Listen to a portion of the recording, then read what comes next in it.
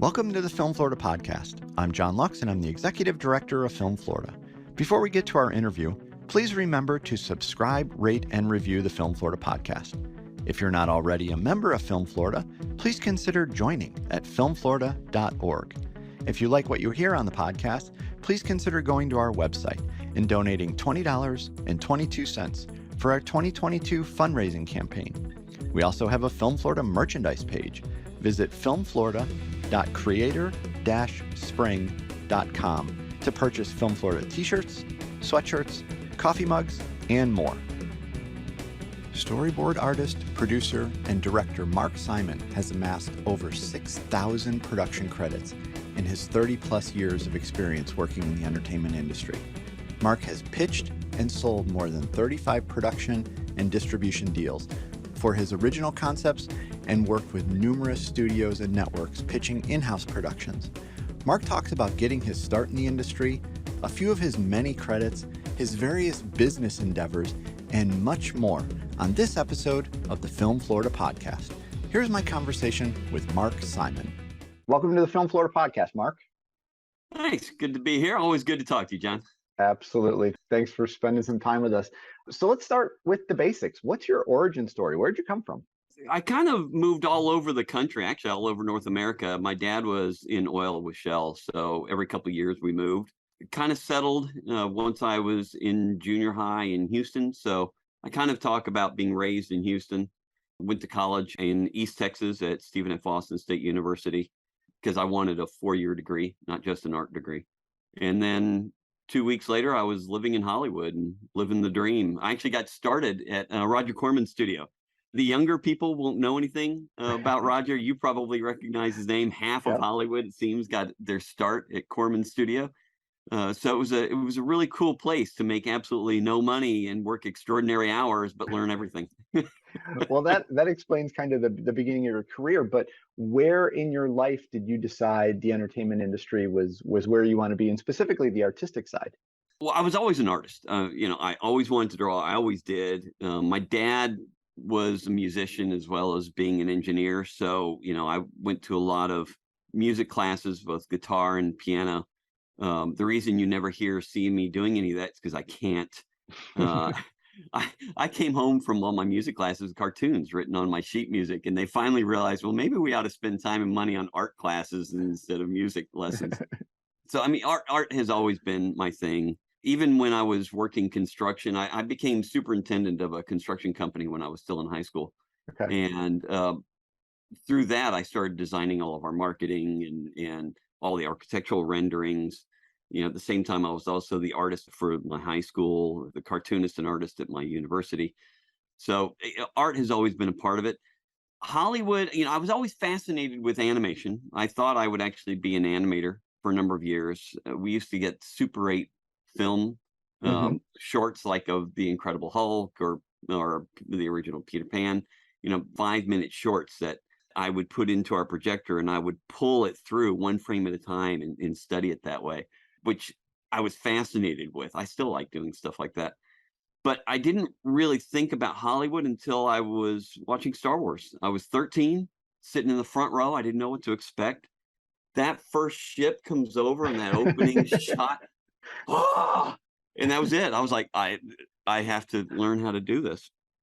So that was it. And now, in those early years, though, prior to, going to college or anything, did you have any formal artistic training, or was that just all kind of God-given talent that you just figured it out? Like I said, my parents did give me some. They hired local artists to teach me, and I would learn everything they could teach, and I'd go off and I'd learn from someone else. I took a lot of art classes, even in high school. I wasn't a natural. I naturally could look at something and kind of draw it, but I've had to work really hard to be able to draw the way I do. I know so many people who are so much better than me naturally, but I'm better than most people at following through on things and just being consistent with things. Well, let's talk a little bit about the role of a storyboard artist. I know it's changed through the years, but generally speaking, let's give people kind of a high level. What is the role of a storyboard artist on a film or television series? Well, if you're doing it right, it's capturing the director's vision and creating what I like to say, a comic book version of the script, but Okay. from the director's eyes. I mean, we don't lay out pages like in a comic book. It's laid out more like a comic strip, but it's capturing the director's vision and then enhancing it, where necessary. Sometimes directors they just have an idea, but they don't know shot for shot, and then we do the breakdowns. But especially in TV, I have found that most directors know shot for shot what they want, but when there's 500 or 600 crew people, they all have different versions in their head of what to expect. And the only version that matters is the director's vision. So my storyboards, or anyone's storyboards, become the blueprint for production. It's kind of like if you say you want to build a house, you need the architect to draw up the blueprint so that all 82 different vendors, because it's 82 steps in building a house, all 82 steps, everyone knows what they're doing. Because if I said, give me a 1-bedroom house, what hits your head and what hits my head are totally different. But Sure. once we look at the blueprints, now we know where to go. We know what to do. The production questions come up, things are answered.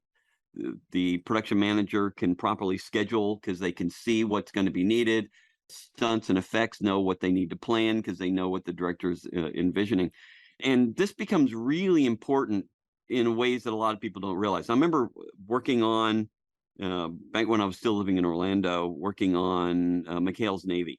Okay. The second unit director and I sat down together, and the script of this one sequence was an eighth of a page. There's one short paragraph that said, Vladikov blows up McHale's hut, McHale chases and sinks Vlad's boat. That's it. But the director's vision took 4 days of shooting in Acapulco with multiple explosions and gunshots and boat chases, and because it was a very big sequence as he envisioned it. So, without storyboards, there was no way for them to properly plan or budget something like that. So it becomes really important, especially when you're on a TV schedule. Right. An entire hour show, depending on the show, is going to be anywhere from 10 to 12 days. Some of the bigger shows now streaming are 20 to 22 days for shooting, which is like a low budget movie. But, when you're trying to do something on average in 10 days that looks like a feature, you've got to have everything buttoned up, especially if there's a lot of stunts and effects in it. So Right. that's generally what we end up boarding on TV: are stunts, visual effects or special effects, and any special camera moves. Okay, good, good. And now you have, if I read right, more than 6,000 production credits. So let's go back to the late 80s, early 90s when you were first starting in the industry. Yeah. Was there a specific project that kind of helped kickstart your career? Maybe you got more responsibility or more input on something that you probably should have given your experience, something that kind of like laid the foundation for where you go. Yeah, absolutely. I mean, just to back up, I didn't start as a story. I started as an art director. I mean, that's what I was doing actually when you and I were first working together. I believe I was art directing commercials, and I was the second designer at Nickelodeon when they opened up their studios there in Orlando. So that's what I did for many years: art directing, film, and TV. And I missed drawing. I mean, I was designing, but I wasn't drawing.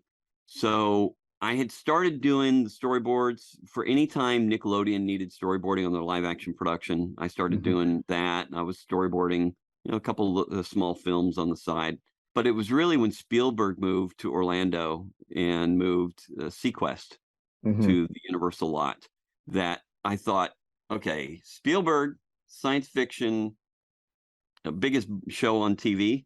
It was the biggest budgeted show at the time. It was on NBC. There's nothing I don't love about this idea. So I found my way through the crew people to get to the producer on just one short afternoon. I just literally busted my way through until I found who I needed to, and got the storyboarding job on Sequest. It was a full-time gig.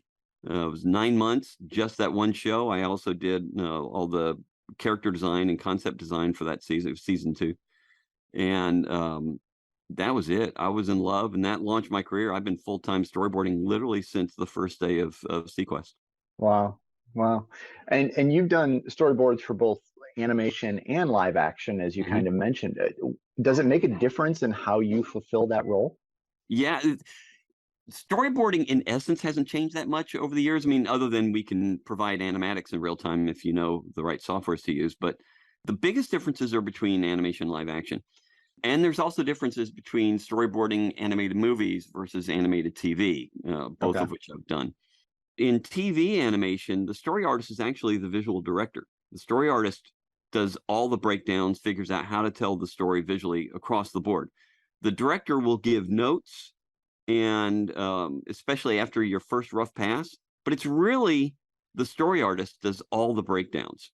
Okay. In feature, that's not necessarily the case. It's going to vary a lot depending on the type of movie and who's running it. Story artists will still do a lot of the breakdowns, but the storyboard supervisor will often give all the other story artists a lot of very strict specifics because they've had all the meetings with the director. I know whenever I'm a story supervisor on animated movies, I have the meetings with the director, and then I cast the other story artists depending on where their strengths are, and then I give them the breakdowns, and then they take it from there. In TV animation, another big difference is you have to be on model, which means that your storyboards have to look exactly like the finished animation characters look. Mm-hmm. So you have to be able to draw in that style of a production. Whereas in live action, doesn't matter what the characters look like. I mean, if someone is really rotund, you want to be able to draw someone that way versus very tall or very short, so you know who the characters are. But it doesn't matter if it really looks like the actor. I like making my live action boards look exactly like the actors, but we don't always have the actors cast. I'm working on a movie now where most of the people haven't been cast yet. So we just pick, well, we like the look of this person, and I just be consistent that way. Um, Numbering is also different between live action animation. We don't need to get into the specifics, but literally how you number scenes is completely different. Hmm. So you have to know those things if you jump back and forth. And I work a lot with Storyboard Pro, which is the software, the main software in animation, and I use it. All my artists use it. You can't work at my studio unless you're using it. I actually work with them on development of the software, and one of the first things we did is adjust the software so it can work both live action and animation, because it did not work at all for live action the way it was first designed. So I mean, there's a number of differences that way. Plus, in animation, you have to storyboard everything from the Right. very beginning to very end. It is the visual blueprint on every shot for the animators to work from. Whereas in live action, we generally start with the hardest things, but you very seldom storyboard every shot through a live action production. That makes a lot of sense. Okay. Yeah. And now, more recently, though, you've been working on a lot of Walking Dead stuff. How'd you get connected with the franchise, and tell us about your role or your roles? Yeah, I've actually on all the Walking Dead series that have come out so far, I've storyboarded on all of them. Wow. So there's The Walking Dead, Fear the Walking Dead, Walking Dead World Beyond, and the most recent one was Tales of the Walking Dead, the anthology series. So when I decided to move to Atlanta, I really wanted to work on The Walking Dead. I'm a huge fan, and it was actually an Orlando connection. Steve Campbell, who I worked with going all the way back to Sequest. I know you know Sure. Steve. Yeah. He was one of the two DPs. TV series always have two DPs. One is prepping, one is shooting. So as the director of photography and an old friend of mine, I called him up. I said, Steve, introduce me to any producer. I don't care who it is. I'll do the rest. I just need a connection. So he introduced me to one of the supervising producers, and I said, I'll be there anytime, because I was still living in Florida. Hmm. I said, I'll be there anytime. When can I meet you? I drove up and showcased how I can work and how I can provide more than most other people in the same amount of time. Just the way I work, I can provide more for production. And they hired me for the following season. So Wow. it was one meeting and I landed the gig. But it was because I had a friend and I asked for some help. Yeah. There you go. That's usually how it is know somebody and then don't screw it up, right? Yeah, and don't be afraid to ask for what you want. A lot of people are so hesitant to ask for help. I didn't know anyone. I didn't know any of the producers, but I knew Steve, and Hmm. I asked him. And look, and we had worked together a long time. He also knew I wouldn't embarrass him. Hmm. Bringing me in hopefully would make him look good. As far that's always my goal, is to make everyone look good. So he was fantastic Yeah. on helping me out. He's a really good friend there. Yeah. Yeah. Your most recent storyboarding credits are on a project near and dear to all of us here in Florida, Bad Monkey for Apple TV Plus. Yeah. Tell us about that.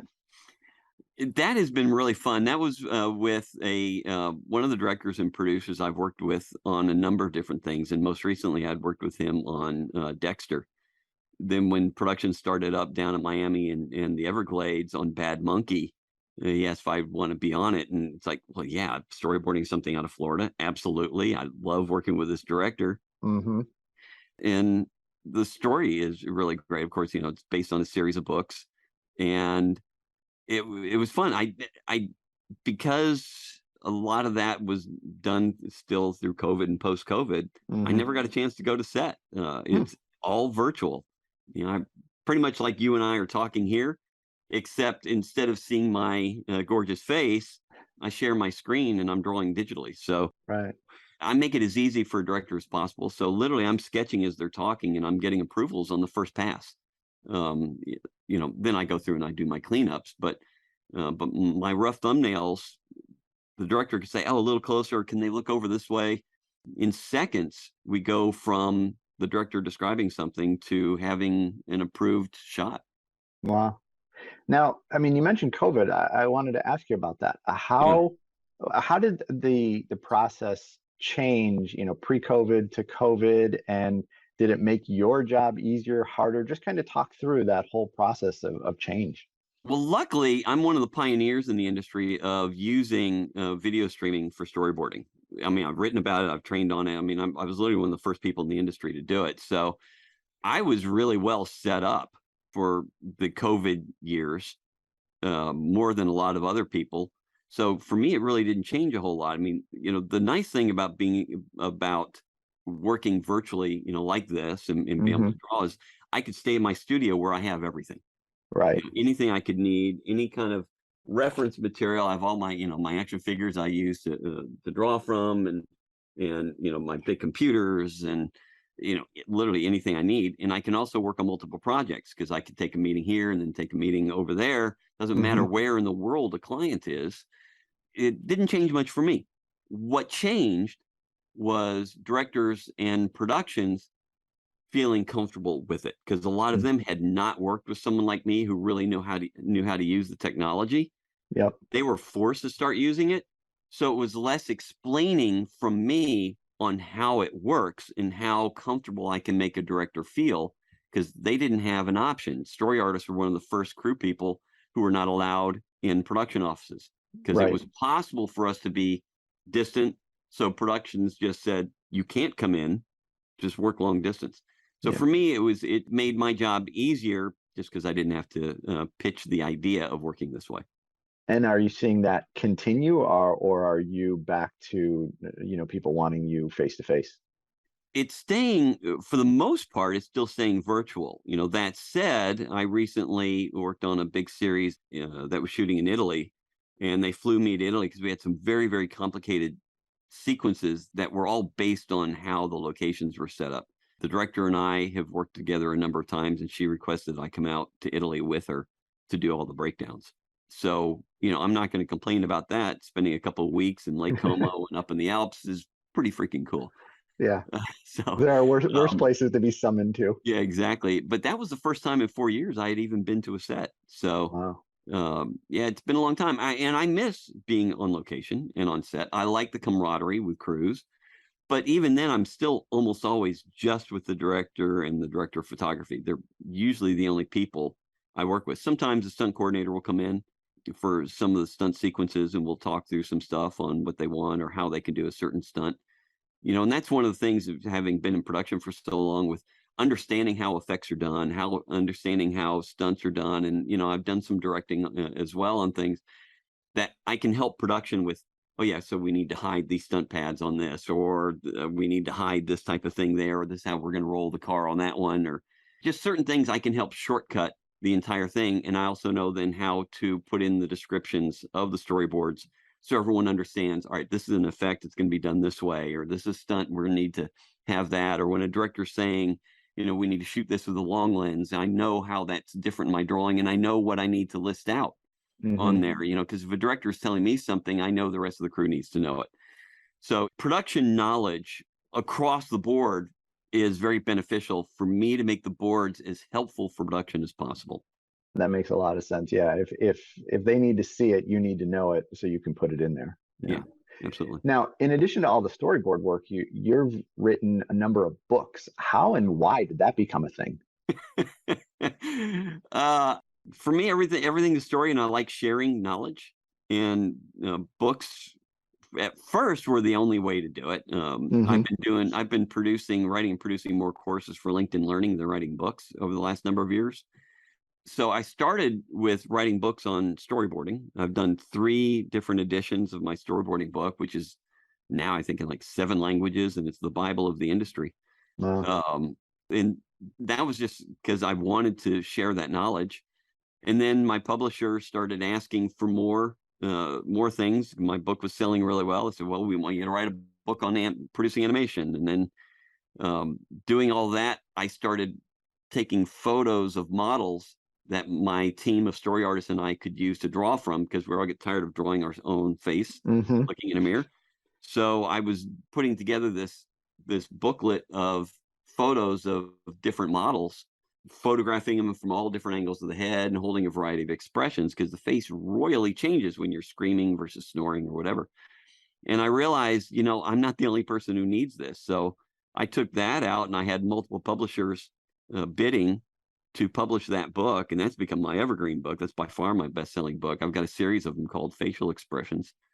So I've got 3 of those out, and then it just kind of grew from there, other ideas, and it's like, oh, well, I know how to get published now. So I just kept writing books, and then this behind me, that's my first novel, Attacked, which is actually a memoir of when I was bullied as a teenager. And the bullies followed me home and attacked my entire family. So, it's a story of what I went through, and how I'm the first person in the country to use the courts, because I actually had their parents arrested for failure to control them. So my court case started a number of states around the country to be able to hold parents responsible for the actions of their kids. So, I've been interviewed a lot on that, because it's been behind like the Michigan school shooter when his parents were arrested. That's based on the success of my court case. So I enjoy telling stories, and I enjoy sharing knowledge. And that's why then I moved into LinkedIn Learning, working on software, also how to work as a story artist, how to be a voiceover artist.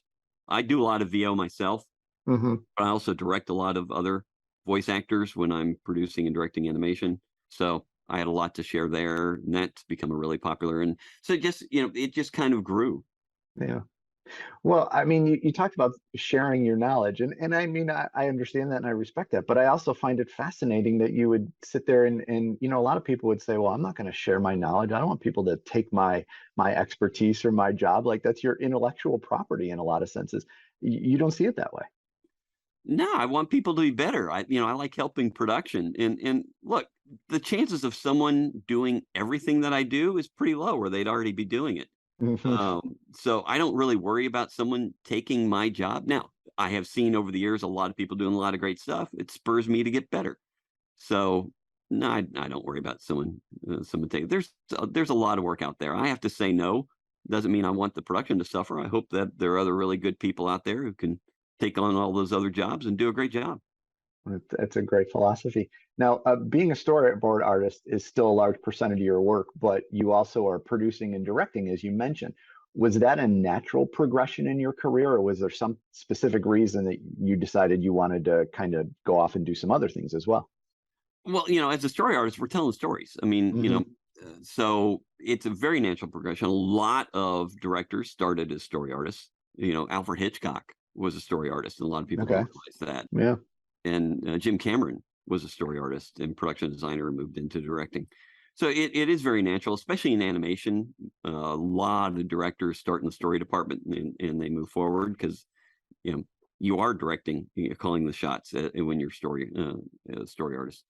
So yeah, it just grew. I mean, I like telling stories, and there are times I have a very specific vision, and so I want to tell it. So, and how I've gotten them, sometimes people approach me and ask me if I want to direct a project. There are other times I have an idea and I go out and put a package together. It's all different, But everything I do is about storytelling.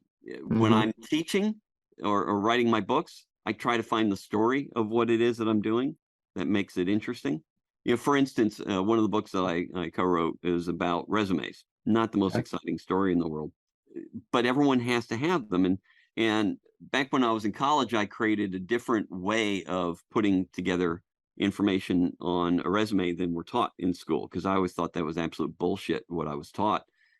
Everything that you're taught in school about resumes, and I'll get to the story because this will tell you why, is about helping the employer say no. Okay.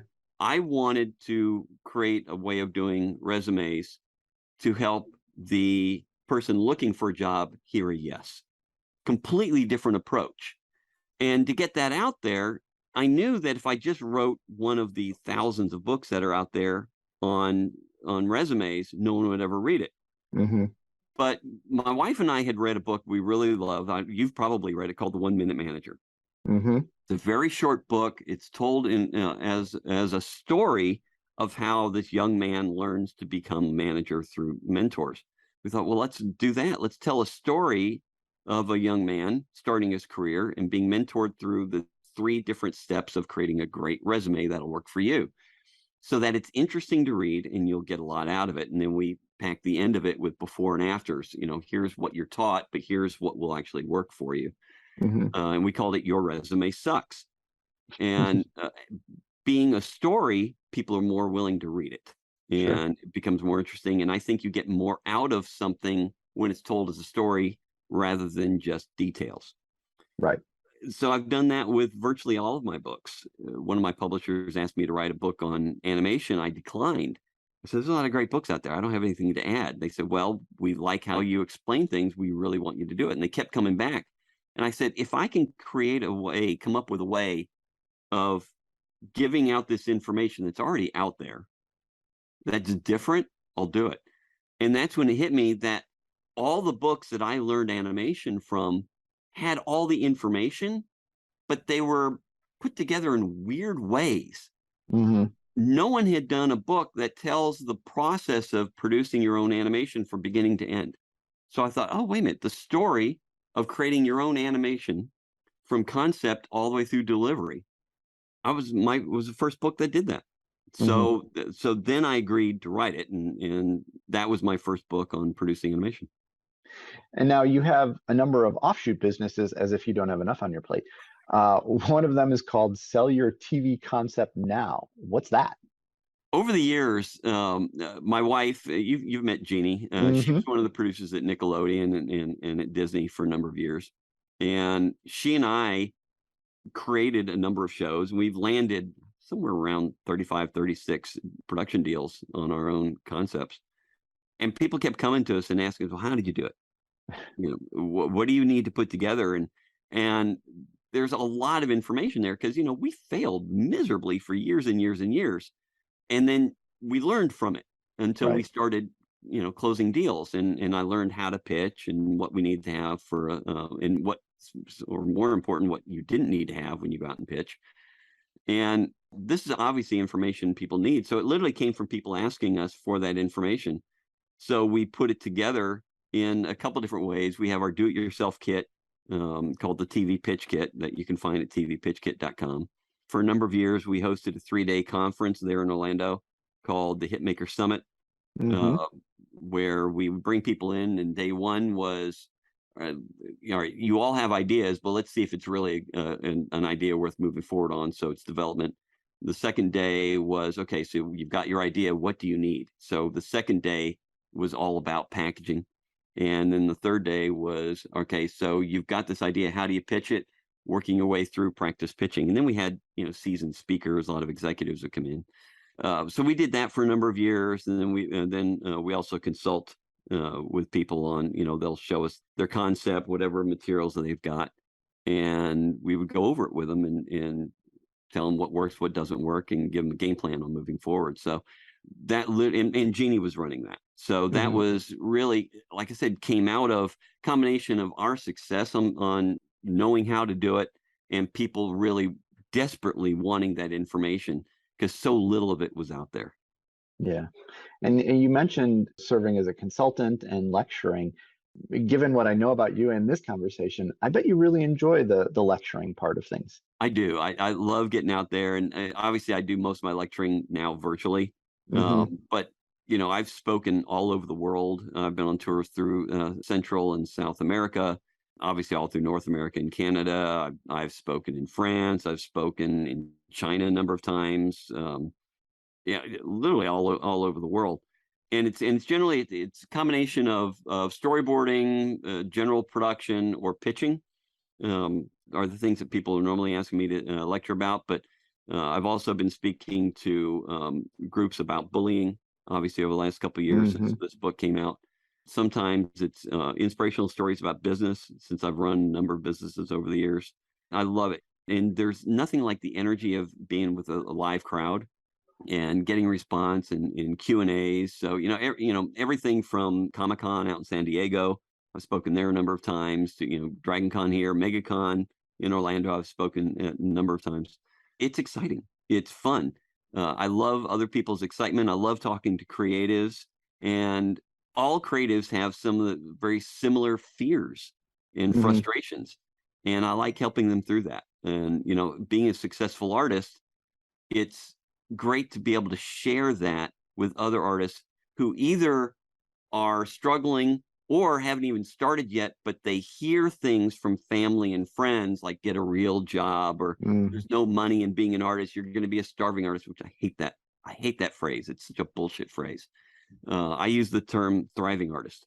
There's more jobs for artists and creatives than any other career in the world.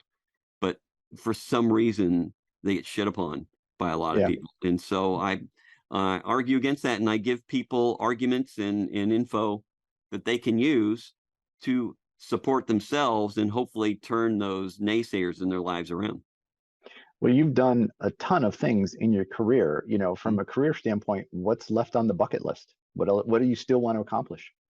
Look, I'm still enjoying storyboarding, working on bigger and better projects. What I haven't done yet is directing our TV. That's something I Okay. really would like to do. I have been talking to some productions and producers about it, so I'll do it at some point. Luckily, right now, I get to draw and tell stories on some of the biggest films and TV shows you can see. Yeah. It's pretty awesome. I mean, Yeah. I just have a blast with it. Um, and one of the hardest things is I don't have time to even see a lot of my own finished product. I bet. I don't have a whole lot of extra time. I usually work days on one project and nights on another and weekends on another. So, my DVR is filled with my own shows that I haven't seen yet. Yeah. Um, in fact, late last night, probably like 12:31 in the morning, I was capturing some footage from one of the movies that just came out this past month, Under Wraps 2. It's a Disney Channel or Disney Plus movie, it's a comedy movie for kids and family that I hadn't seen, and I like to capture the footage, and then sometimes I'll edit my animatics to the finished piece to see how close they are. Oh, It's that's fun to pretty do. cool. It's a good marketing piece. My website's filled with it. Yeah. YouTube is filled with those. Yeah, so Yeah. it's fun. I mean, last official question I have is kind of the obligatory one, like advice. Obviously, as you mentioned, the stereotype is the starving artist, which you're not too fond of. But I mean, there's a lot of artists out there, and it's hard to find jobs at your caliber. What's your advice to people that want to kind of follow in your footsteps? Look, my biggest advice is understand that people hire people that they know and trust. So yeah, you can market yourself, which you should. I'm a big believer in marketing, but I always tell people get involved in the industry. Get involved in like in Florida, any of the associations or groups that are there. Women in Film is always huge for both men and women. I've always found Women in Film to be one of the strongest organizations in our industry. Women Film in Florida, Animation as well. Yeah, Film join Film Florida. Florida. Well, yeah, and I worked with you guys a lot. I mean, you and I Yeah. know we did a number of road trips, even up to Tallahassee. Yep. So, you and I got to know each other through Film Florida and through Florida Film and Tape. Hmm. Um, but if you get involved, I mean, really get involved. A lot of people go to events and then they're wallflowers. Right. They listen and they eat a little snack and then they leave. No, get involved. Offer to help. work that sign-in table where you get to meet literally everybody coming in. And that means they also get to meet you. Help put the events together, offer to help, because people then get to know you. And if they see you do a great job and you're good to work with, good to be around, and you're working for free, they know you're going to do a great job. If they have a job, they're going to hire you. And the people who run these events, people like you, are the movers and shakers in the industry. That's who you want to get to know you. If you get involved and you help the industry will hire you. It's 100%. You will get jobs. And then it just becomes staying in touch with people and not being a jerk on set. There is the unwritten no assholes rule, and a lot of productions have it. If someone's a jerk, they don't want to hire them and bring them on. Be helpful, be supportive, be helpful, know your position, and you will continue to get work. It's not that difficult, but that simple thing of just getting known and helping, far too few people know the power of doing that. Yeah, I mean, it's great advice. I mean, one of the best things I ever did was work a check-in table at a Women in Film Florida event in 2013, where I had known a lot of names, didn't know a whole lot of faces, didn't know a whole lot of people at that time, and checked in and was able to put names with faces all day long. And I, sat there with a name tag, and people were able to put my name with my face. And it's probably the best thing I ever did. I mean, it really kind of catapulted me into getting involved in Film Florida. So it's, you're 100% correct. You're right on the button with that one. Yeah, and that's my favorite role to help on, because your job is over at the beginning of the event. So then you can also enjoy the event and walk up to anyone that you had already seen, because you've already now met them. Right. Let me ask you something, or, whatever, because it's so easy to start a conversation with someone if you've already met them. Yeah. And you know their name and where they work. So that's the best.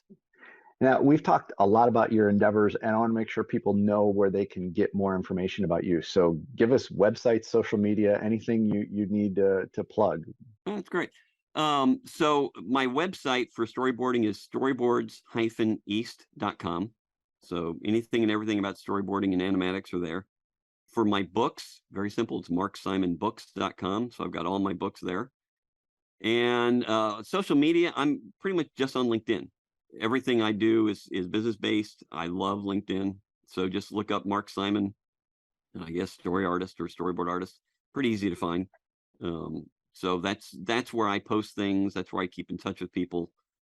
So social media, that's really the only place you're going to find me. Excellent. Well, Mark, I mean, obviously anybody that has listened to this conversation knows how busy you are. It's great to have you on. I really appreciate you taking the time to be on the Film Florida podcast and share your stories, because there's a lot of them and they're all very helpful and great to hear. Well, look, great to be a part of it. I've always loved working in Florida. All the people there are fantastic. The crews are great.